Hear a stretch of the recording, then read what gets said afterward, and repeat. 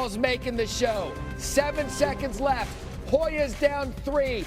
Des Thomas II. Hoist it to Jimmy Kibble. Oh, Jimmy Kibble? We got Kibbles and Bits. Kibble. Kibbles and Bits. In Georgetown. In a Hail Mary and a winner. Patrick Ewing's not walking through that door. Georgetown football is. How about that? How about Jimmy Kibble? I love it. I like that name. That's got to be an NIL deal, right? Kibbles and Bits? I mean, if he's not getting paid for dog food, I don't know what he's doing. Got to. EJ Manuel, Joey Galloway, and Matt Berry. Happy week 6 of the college football season. Welcome into College Football Final, the best and most comprehensive college football show out there.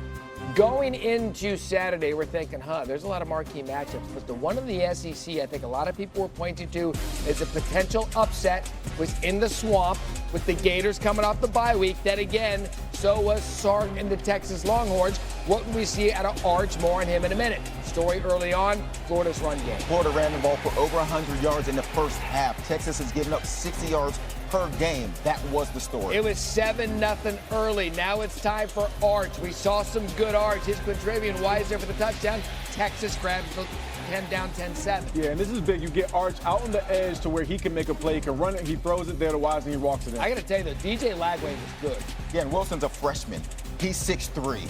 Great moves. Physical receiver, made some plays. Dallas Wilson is who he's talking about. And then we had a blocked punt on special teams. And this is how you win football games. You find ways to get extra possessions, but also you get points right here. The ball gets knocked down, ends up being a safety. Taylor Spierto there, 19-7 Gators at the half. What do the Longhorns have? Gotta have it. Gotta have it. Yeah.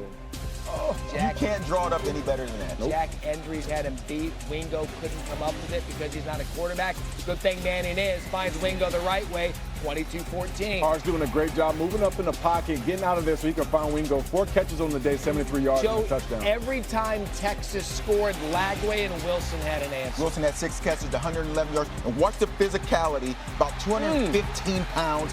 Drags him in the end zone. We've heard how special this kid could be. He did it on a national stage, 29-14, headed to the 4th quarter. Under 8 minutes to go. Same score. Manning tries to force it to DeAndre Moore Jr. Devin Moore, no relation, we don't think, interception. Yeah, this is a heck of a play by Devin Moore. Comes off the hash, flies over, makes the interception. So Manning again has an opportunity.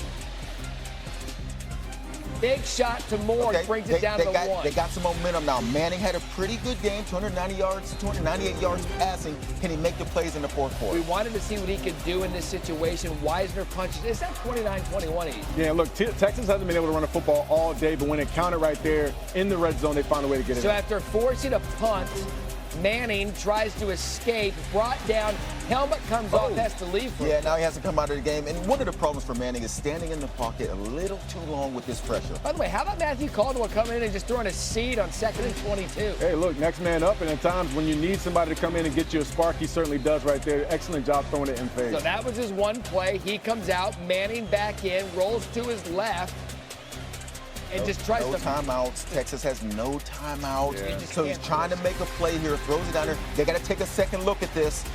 Ball hits the ground, no interception. So one final chance. Manning. Sack. This is really the story of the entire day. Florida brought pressure all day long. 6 sacks, but they certainly pressured probably in double digits. It was chaotic in the end. Then he snaps it.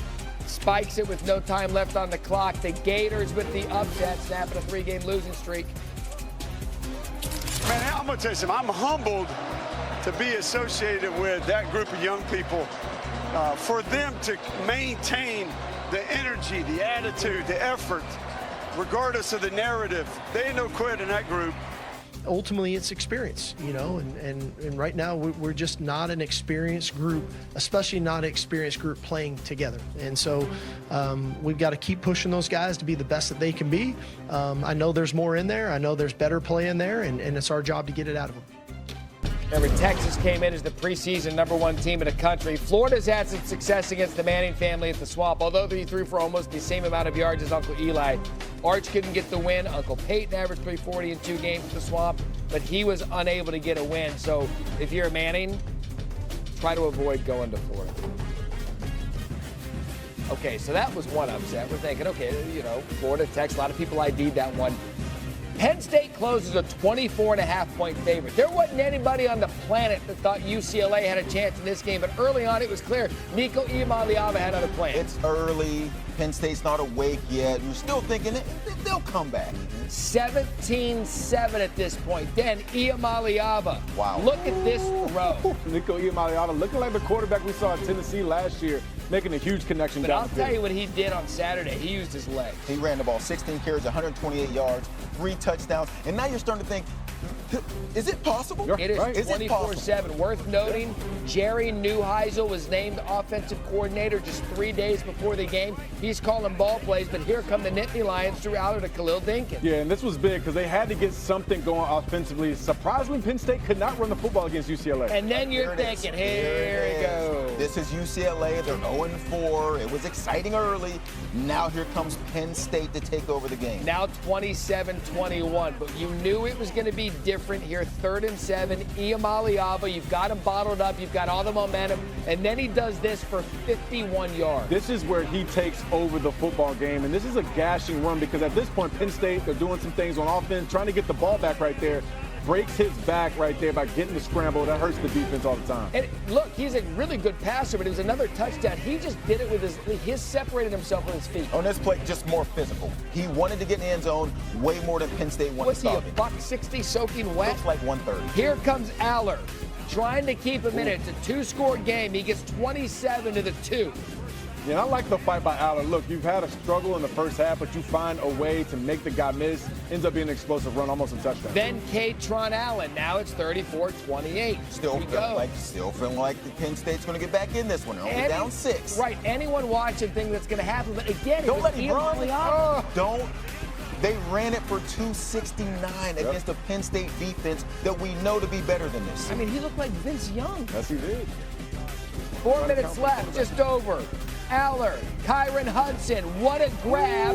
Penn State still in this 42-35. And again, I love the fight by the Nittany Lions here. They're down. They're probably getting embarrassed at this point, losing to a winless team, but they find a way to try to make it close. So after a stop on defense for Penn State, this was their call on 4th and 2. I didn't like it. I didn't like it at all. 4th and 2. Allard was their leading rusher in the game.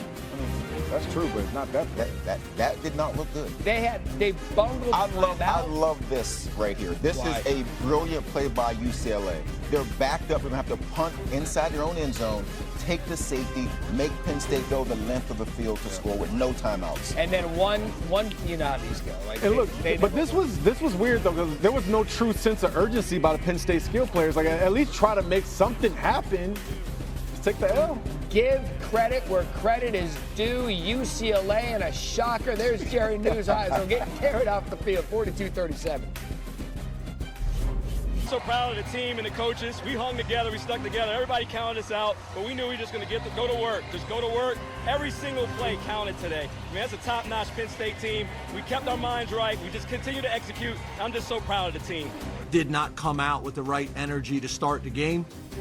And before you know it, obviously they get a touchdown drive and an onside kick, and now you're fighting. They gain confidence, and we're fighting for the next 3 quarters. So that's my responsibility, and I didn't get it done.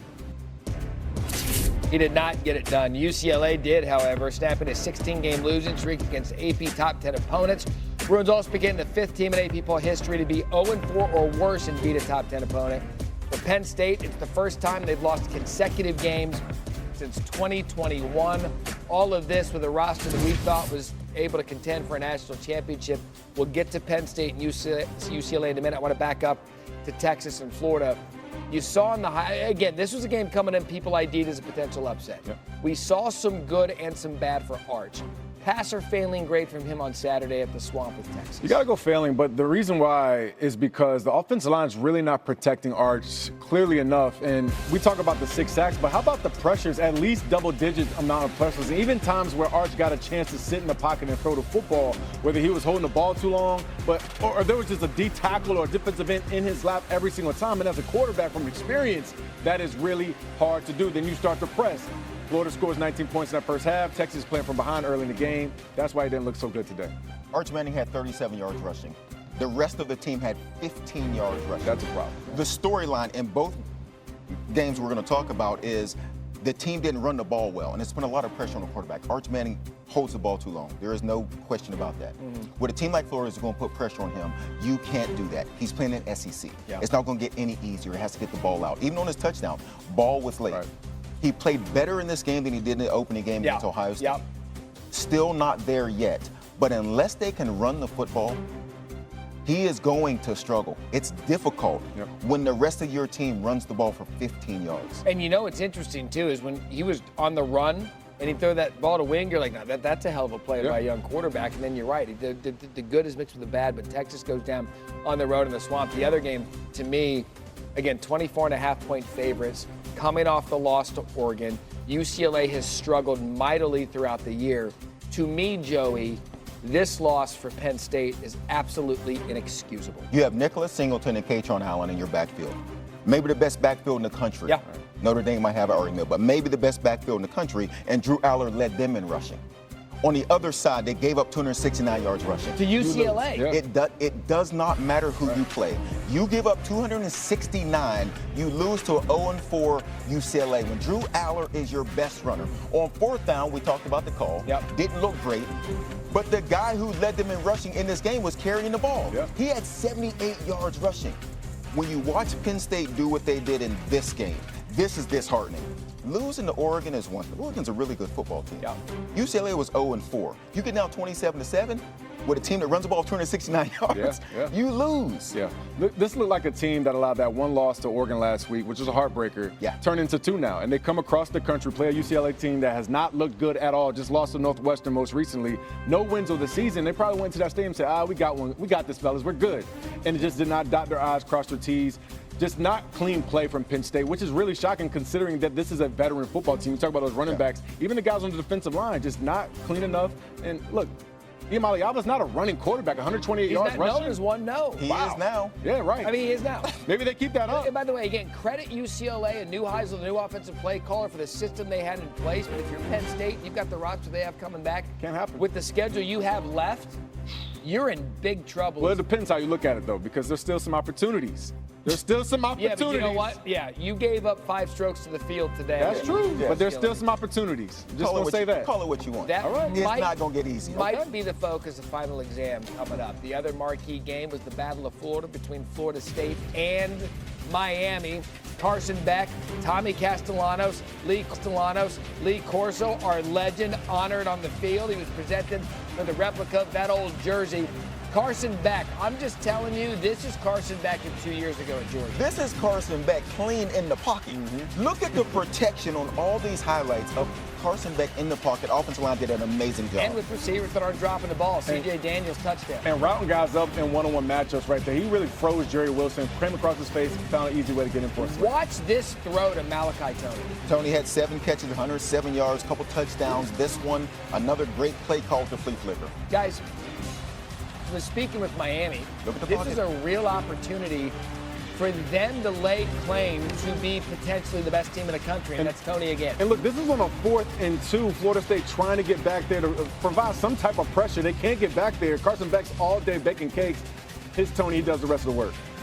So ensuing Florida State drive, not only does Miami have the offense, but Joe, their defense is really good. Yeah, Castellanos was 25 of 45. Look, Florida State, if Castellanos has to throw it 45 times, then you're out of rhythm.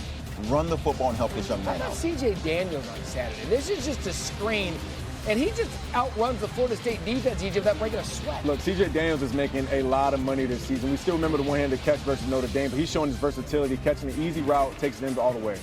You guys want to see a bonus helmet sticker? Yeah. Only it's on the Mike flag. Holly Rowe, bonus helmet sticker. Michael Irvin, the playmaker, gets taken out. Now watch Holly, though. Oh, okay, Holly. Oh, she saved the fumble microphone. Yeah. Look at him celebrating.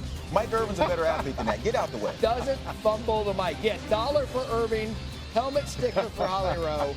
The score not indicative of what we saw out of Miami. Onside kick goes awry. Miami's won 3 straight against ranked opponents for the first time this season since 2004. Statement made. The U rolls. Well, they spent a lot of time on the field. You know, we came out and really started strong on offense, and then we didn't sustain some drives after that.